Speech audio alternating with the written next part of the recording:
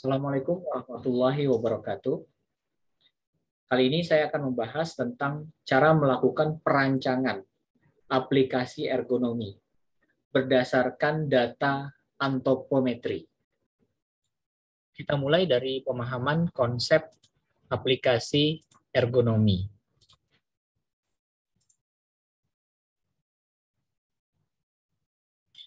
Ergonomi itu berasal dari dua kata, yaitu ergon, artinya kerja, nomos adalah hukum alam.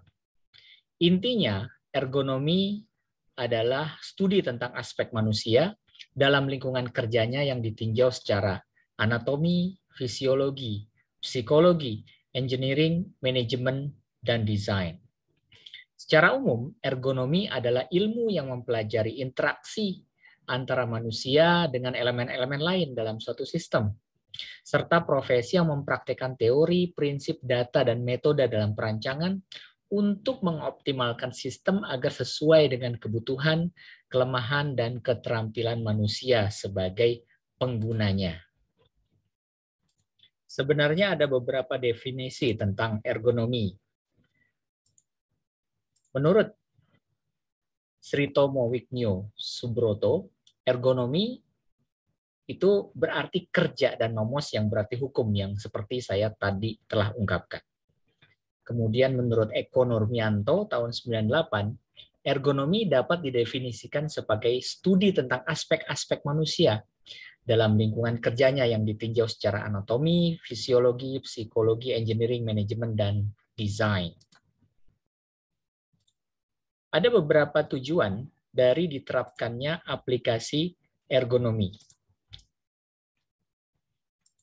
Tujuannya adalah untuk menjaga kesehatan fisik dan mental dengan mencegah cedera dan munculnya penyakit akibat kerja, menurunkan beban fisik dan mental, serta mempromosikan kerja dan kepuasan kerja. Kemudian yang kedua, tercapainya kesejahteraan sosial dalam bentuk peningkatan kualitas kontak sosial, pengolahan, dan organisasi kerja. Dan yang ketiga adalah keseimbangan regional antara aspek teknis, ekonomis, antropologis, dan budaya dari sistem manusia mesin, serta efisiensi dari mesin. Ada beberapa faktor yang perlu diinvestigasi dalam kajian ergonomi tersebut. Yang pertama adalah perancangan komponen sistem, khususnya interaksi antara manusia dengan mesin. Yang kedua, status sistem yang menyebabkan terjadinya kecelakaan. Mengapa sistem ini menimbulkan kecelakaan? Yang ketiga, kondisi mental dan beban kerja si operator pada saat bekerja. Yang keempat, organisasi kerja. Dan yang kelima adalah faktor eksternal seperti lingkungan kerja yang diungkapkan oleh Bridger tahun 1955. Saya akan menjelaskan tentang aplikasi penerapan data ergonomi ke dalam bentuk perancangan produk. Ada cabang ilmu ergonomi yaitu antropometri.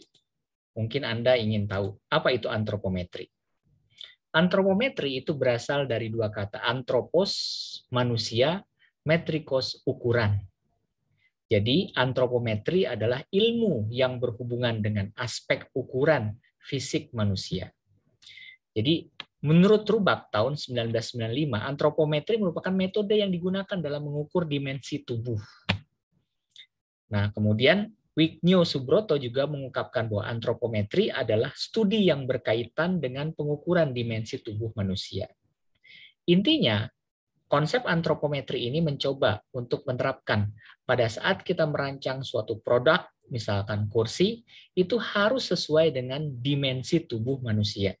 Sehingga pada saat orang menggunakan kursi tersebut, maka akan dirasa nyaman dan safe atau safety dalam menggunakan kursi tersebut untuk bekerja.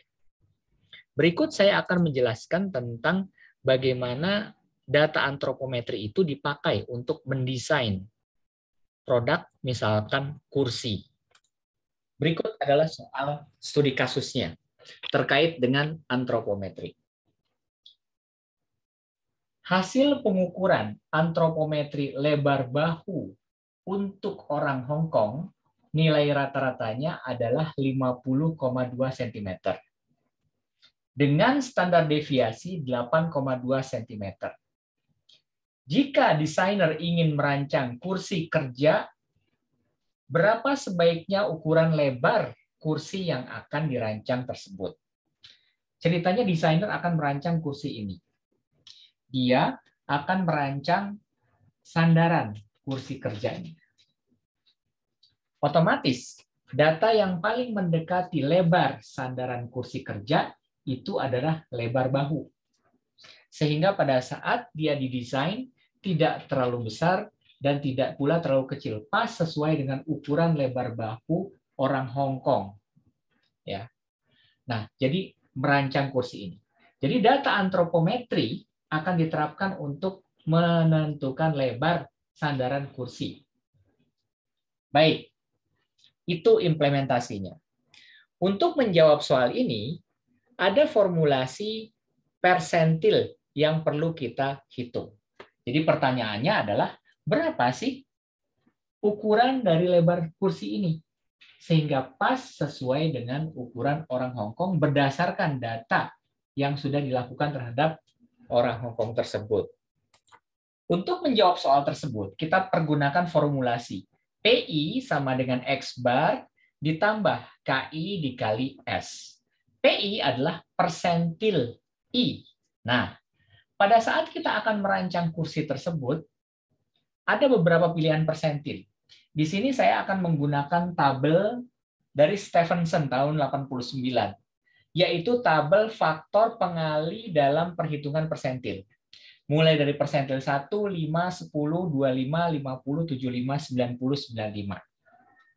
Pada saat saya akan merancang sandaran kursi ini, tentunya yang paling tepat saya akan menggunakan persentil 90. Misalkan. Kenapa? Dengan harapan orang yang lebar bahunya itu paling besar akan duduk dengan nyaman. Maka digunakan persentil 90. Ya. Nah, lain ceritanya kalau misalkan Anda akan menentukan tinggi kursi. Tentunya bisa dipakai saja persentil 5 yang kecil. Kenapa? Dengan harapan bahwa orang yang paling pendek akan duduk dengan nyaman di sini sehingga kakinya tidak terlalu menggantung begitu. Nah, apabila saya menggunakan persentil 90, maka formulasinya akan menjadi P90 sama dengan X bar ditambah K90 dikali dengan S. Berapakah persentil 90? Di sini X bar itu adalah rata-rata. Rata-ratanya setelah diukur lebar bahu orang Hong Kong tersebut adalah 50,2 cm. Oh, berarti 50,2 cm. Ditambah K itu adalah faktor pengali yang ada diketahui di tabel ini. Karena saya menggunakan persentil 90, maka K-nya adalah plus 1,282. 1,282 dikalikan dengan S. S itu adalah standar deviasinya. Standar deviasinya adalah 8,2 cm. Oke, kemudian kita langsung kalikan. 50,2 ditambah 1,282 kali 8,2 adalah 10,51. Sehingga persentil 90 untuk lebar sandaran kursi tersebut adalah 50,2 ditambah 10,51, yaitu 60,71 cm. Sehingga kesimpulannya, untuk merancang lebar sandaran duduk kursi ini, maka ukurannya adalah 60,71 cm. Silakan dicatat.